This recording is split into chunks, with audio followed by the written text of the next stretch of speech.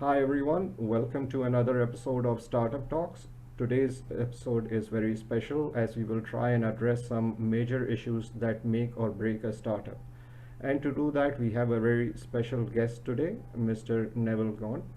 He brings decades of experience advising and even founding companies. He's a keen reader, writer, and keynote speaker at numerous conferences internationally and even in Pakistan. He's well versed with the business climate in Pakistan. He's the CEO of MindFit, the founder and chairman of Your Passport to Grow, better known as YP2G.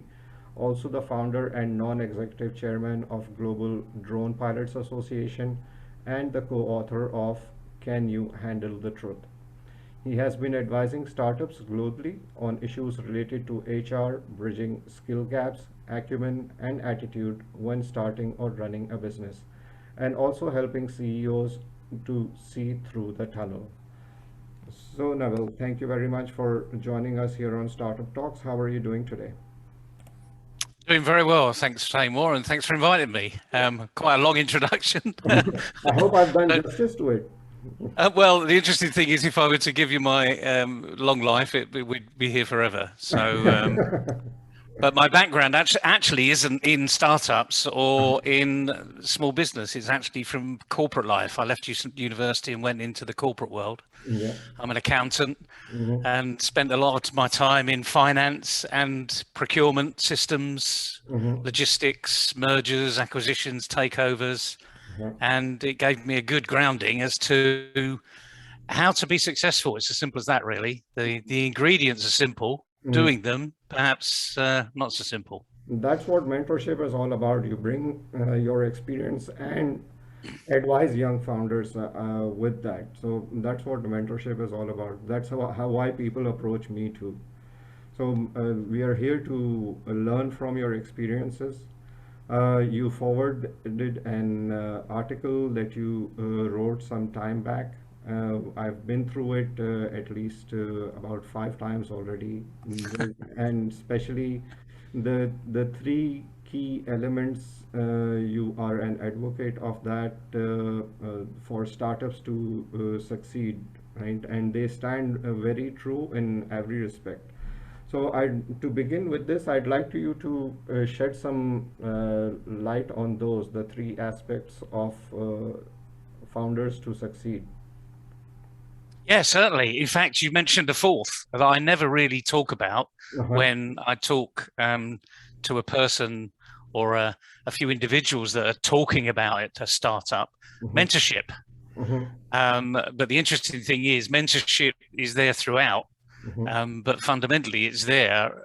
Mhm. When you really need it, you really need to capture Yeah. a coach, a mentor, preferably. Mhm. But I never mentioned mentorship. The only good news is it's another M. So Yeah. it's still an M word that I use. So I talk about having three keys to success Yeah. in startups, Mhm. and that's mindset, Mhm. marketing, and money. Yeah.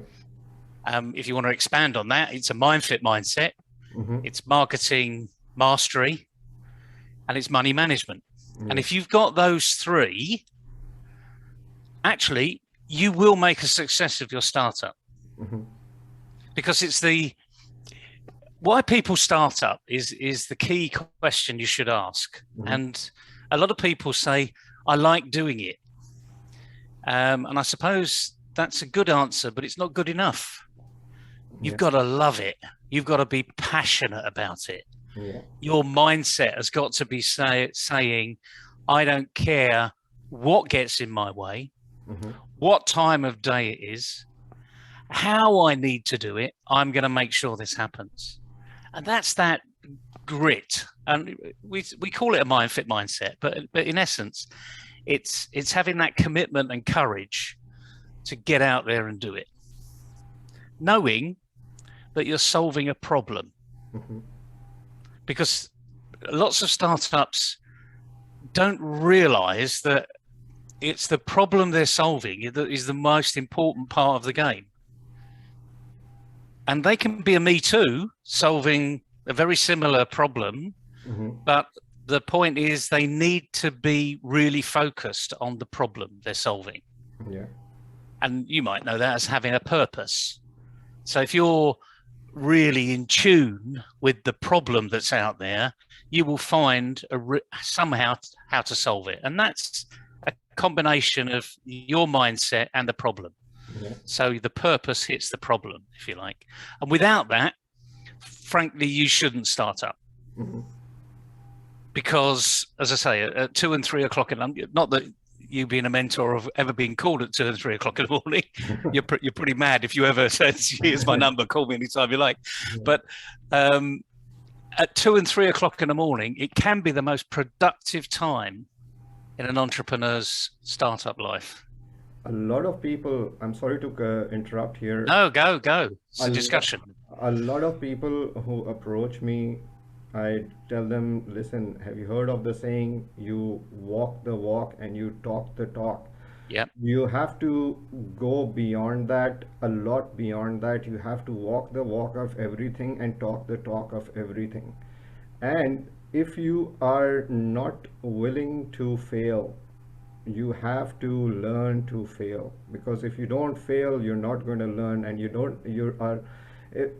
there's hardly anybody, any founder in the world who actually succeeded in his first attempt.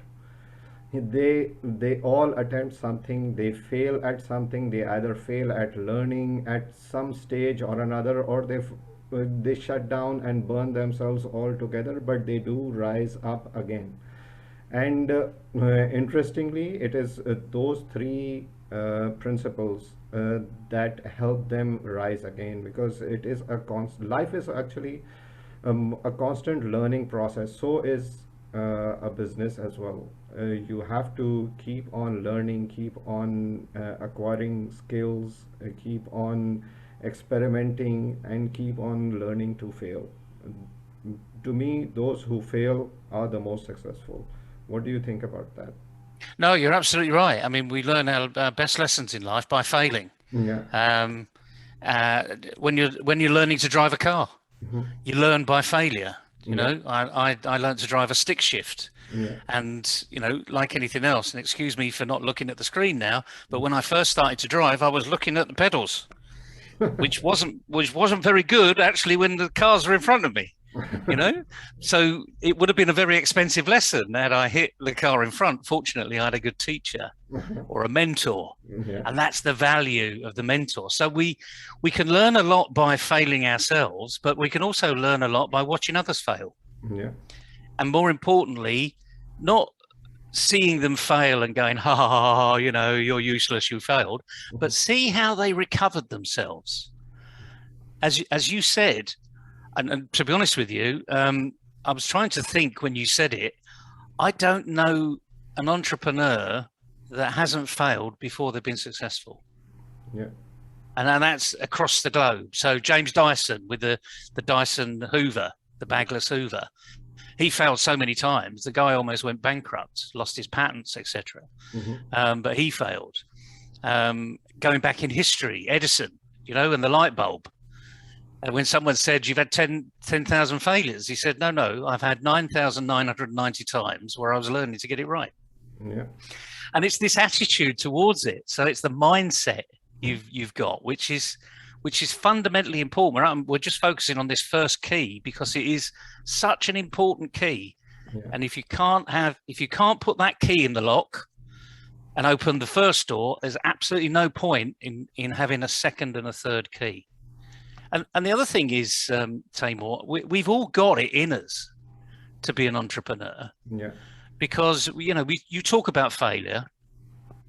One of the first times in life we fail is when we learn to walk. Yeah. Well, we can't speak, we can't talk, we haven't got an education, we can't read, we can't write, and all of a sudden we want to walk. And the process isn't overnight. It takes a few weeks or months. And eventually, with true grit and determination, we have the courage, we get up and walk. But we also fall down a lot of time. Yes, we do. And this is when the mentors come in. Because if you've got children of your own, or you see children around that are starting to learn to walk, you see all the siblings and the adults. They say, "Oh, look, Tamor, he's standing up. Look, look, look," and they all go, "Come on, Tamor, come on, you can walk, you can do it." The encouragement from everybody for you to succeed. Mm-hmm. And when you fall down, as you will, it might hurt, and they'll give you a cuddle, but then they'll say, "Well, come on, you can do it again." And you think, "Oh yeah, that wasn't too bad. Didn't hurt that bad. I'll try again and try again and try again." Eventually, unless you've got a physical disability, we all learn to walk. So we've all got it in us. It's just that 15, 16 years later, we've forgotten how good we really were. Yeah. Maybe school is to blame for that, but I don't know. It's people actually do forget quite quickly. They do. There are loads and loads of examples. People look at even in big tech companies. Look at the founder for Apple, right? Yep. Steve Jobs. He failed, right? He failed miserably. Big time. Yeah, he was kicked out. He failed miserably the first time, and Exactly. he kicked back and he rocked like anything. Even in today's time, you look at your own example from the UK. Look at Richard Branson. Look at what the Yep. pandemic did to him. Look at Yep. how Australia didn't want to support Virgin Atlantic, and all of a sudden, a year later, he's flying into space. Right, so there are loads and loads of examples and for people to learn from. Now, moving on, Neville, another offshoot to that is financial acumen, as you said in your Money management. Yeah. Keep money. it simple. Yeah. Money is everything, and unfortunately, a lot of people blame lack of capital for their failures. Interestingly, most businesses succeed who actually bootstrap themselves. They Yep, they do. they don't depend on external finances. What are your thoughts on that?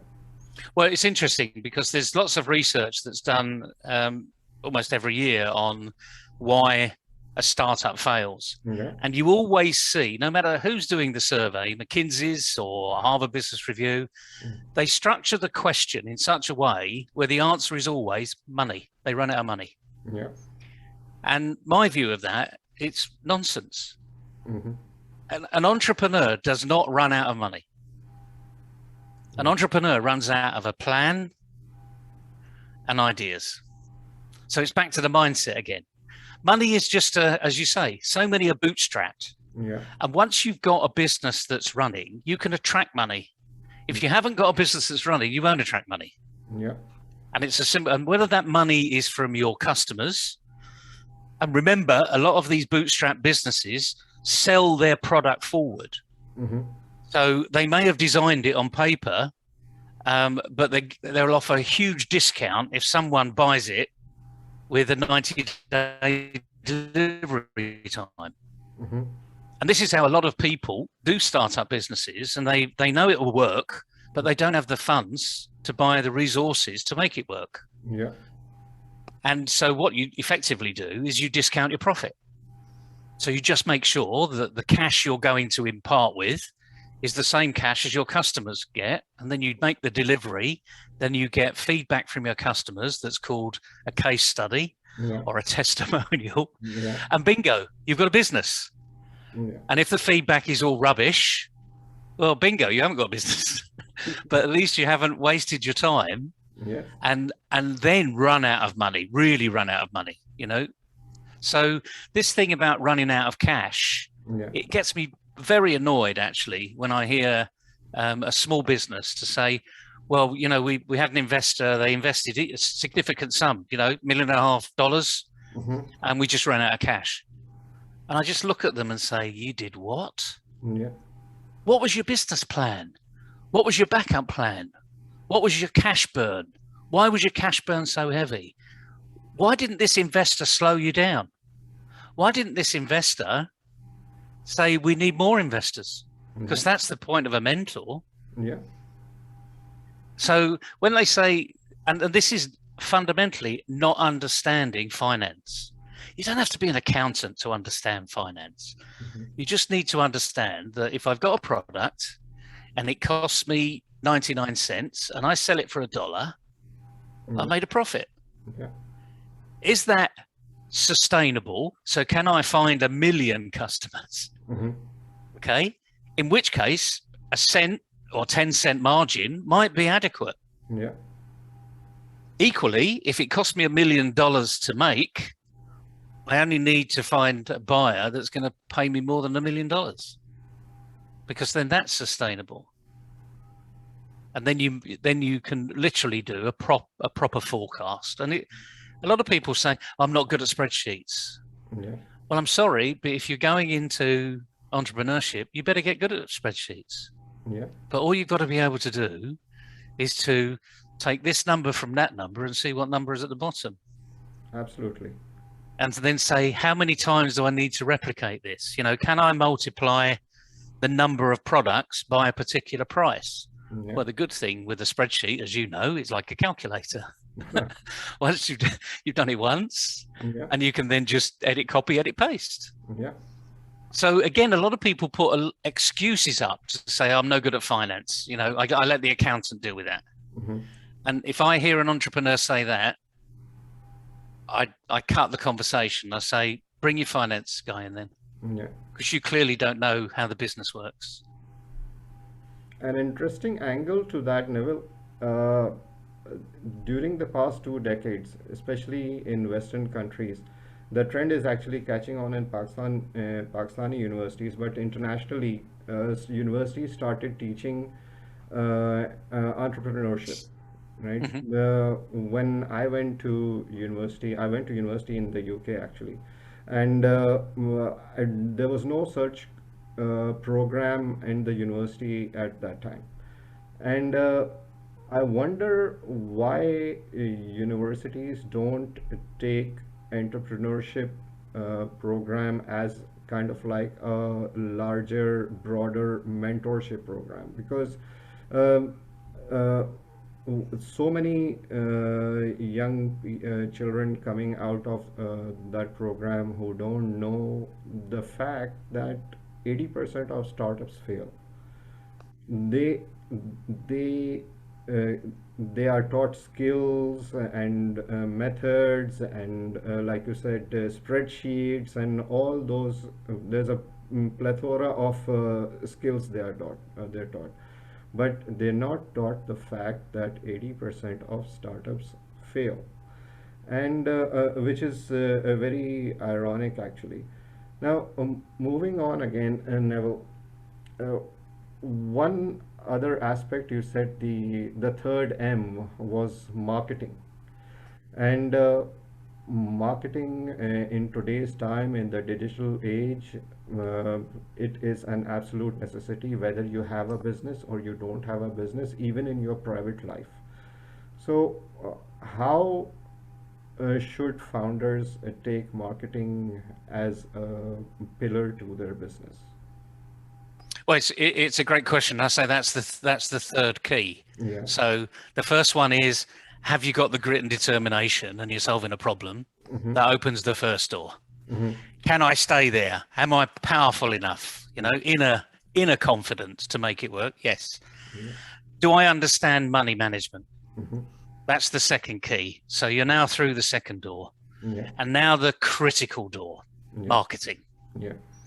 Okay, this is where you prove you've got a business or you haven't. And it actually starts with, most entrepreneurs don't realize, is that the brand they're developing is themselves. And that's where we go back to the mindset, because a lot of people don't have the brand of me. Yeah. They don't really know who they are. So these two are now interconnected. But when you go out and you market the company, you market your solution, you're marketing yourself. Yeah. You need to be, you can't put a salesperson up in front of 500 people in an audience. They want to hear from you. Why is it so innovative? Why hasn't someone thought about this? Why do we trust you? and that authenticity starts to come through. And this is why 80% fail. And this isn't a number that you or I have imagined. This is 80% of failures is global, and the research is done all the time. And it certainly is. In fact, about 70% fail in the first year. But by the second year, it's up to 80%. So there's a huge drop off the cliff in the first year. And then after the end of the first year, the rest follow. But the marketing bit is absolutely crucial. And this is where you know you've got a business or you haven't. Can you tell your customers exactly what you're doing? Now, some people might call that content management, okay? But fundamentally, you're marketing your product or your service. Can you clearly explain to them what you do and why you're different and why they should come to you? And a lot of young people, I'm afraid, think that it's all driven by price. Absolutely. Well, that's a myth. I just while you were talking about this, something came to my mind. Uh, a lot of people think of marketing as just marketing their product. There's a buzzword called MVP and FVP Yep. and all those kinds of things. Yep. Like you rightly said, uh, it shows the passion behind the founder. The marketing is not just about the product or the business. The product may be there, the product may be good, the product may be helpful to the end user, but what actually helps marketing, I keep advising people, it is the founder's story, the founder's passion, Absolutely. Yeah. the dedication behind building that silly MVP of yours, right?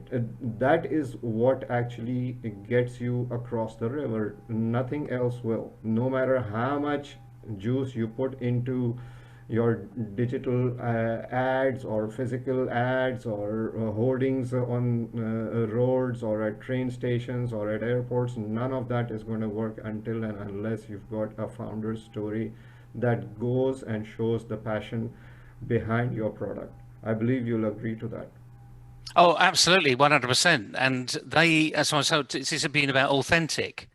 So if people that are very close to you know that you have a social arm of what you do, you will have been doing that when you were 12, 13, 14.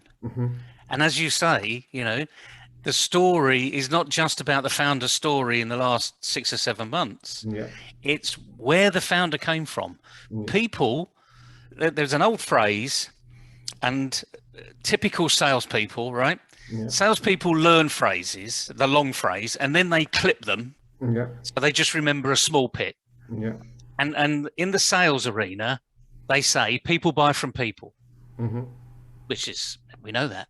But the proper phrase is people buy from people they know and trust. Salespeople drop that know and trust for some reason. But when you're in a startup arena, people want to know you. They want to trust you. And unfortunately, in the digital world, there's so much fake news out there. There are con men, there are rip-offs. Therefore, they will spend more time looking at who you are. And they won't just go on Facebook where you're promoting, you're doing the process, you've got your Facebook account and you're doing the pay-per-click and all that lot. They won't just look there. They'll Google you. Unless you're selling something, like a Bic pen or something, that they can go and buy anywhere and it's all down to price. If you're selling something else, which typically you are, you're selling a solution or a good product that no one's thought of, they will Google you. They will want to know who you are. Can I trust you? If I pay you my money online, will you deliver? What is TripAdvisor saying? What is, in the hotel arena, in the travel arena, TripAdvisor say, don't go to this hotel or go to this hotel. It gives you the choice. And people these days, It's the digital world. That's where marketing really happens today. Yeah. And the brilliant thing is what you said yesterday is still there today. It doesn't disappear. Hmm. You know, As long as you stand by it, you are. as long as you stand by it. And this is one word that I say to businesses when they're starting up. Hmm. Are you consistent with your story? Yeah. If there are holes in it, Hmm. own up to them. Be honest, Yeah. you know, Absolutely. because at the end of the day, you don't want someone to say, well, I didn't know that. I'm Mhm. not going to buy from you again. Hmm. And as you well know, bad news travels very fast, Hmm. which is another reason why lots of startups fail in the first year, Yeah. because they've oversold what they're doing and they've underdelivered, which is it's the kiss of death to a startup. Absolutely. Only promise what you know you can deliver Hmm. and then do better. Absolutely. I talk about the difference between the customer journey and the customer's journey, Yeah. which in some respects is what people see as your brand and what you think is your branding. So you're working on your branding all the time, Hmm. but if someone's got a snapshot of your brand, it doesn't matter what you say going forward. Hmm. First impressions count. Absolutely. And Now, that's why marketing is so important. yeah, it is definitely is. Now, Neville, since we are almost coming to an end, but I would still like a couple of minutes from you. Yeah, of course. One key element, since we are living in the digital age, the new customer is a tech-savvy customer. A lot of new businesses, some people say that you start a business, the best time to start a business, a startup is in your late 30s or mid 40s, right? But you do get a lot of young kids who want to get on the entrepreneurship ladder. Being the digital age, being so many new things, so many new concepts coming to the fore, there is a key problem related to skills, HR, how to find the best fit. I know there's a critical issue in the UK as well, like there is globally, even for big tech companies where people hire, let's say for example, Google in the UK hires some programmer with experience, and there is a second and a third and a fourth company already to snatch them away.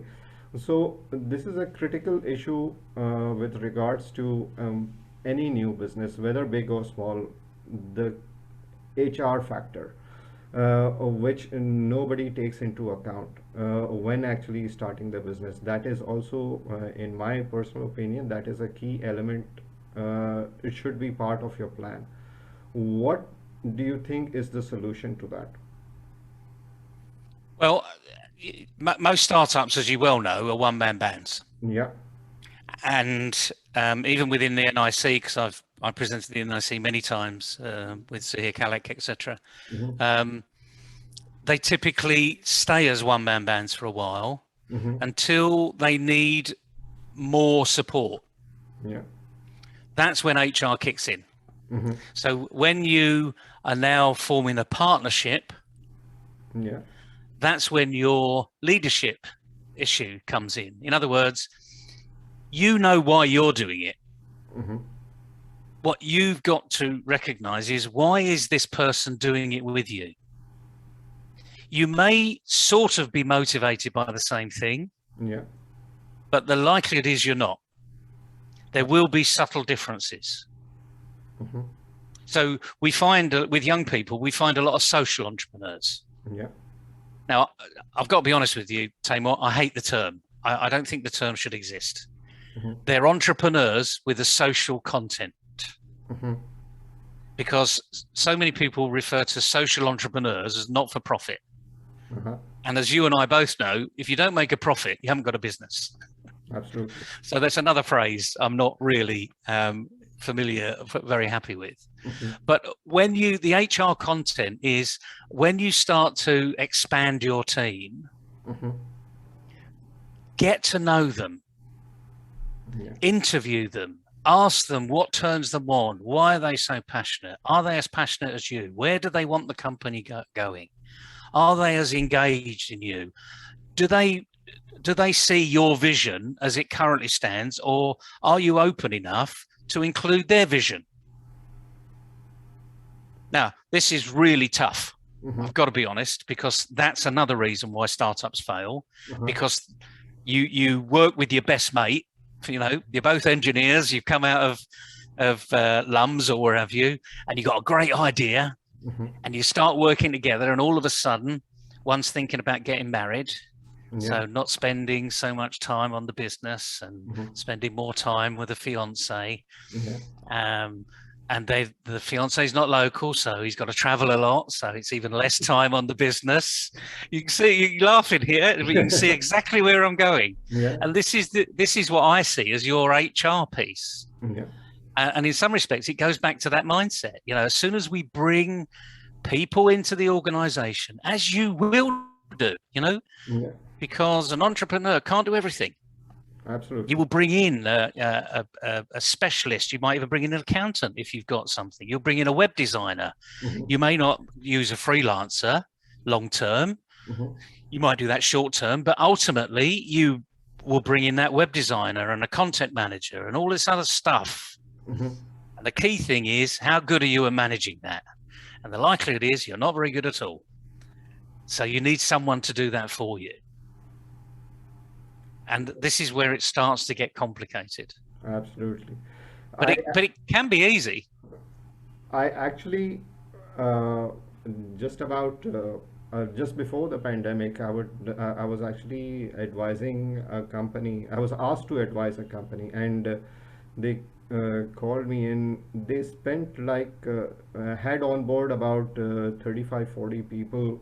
It took them about 6 months to get all of those people on board, right? And once they had everybody, they were planning to start operations. Thank God, fortunately or unfortunately, the pandemic came in, and they had to close down.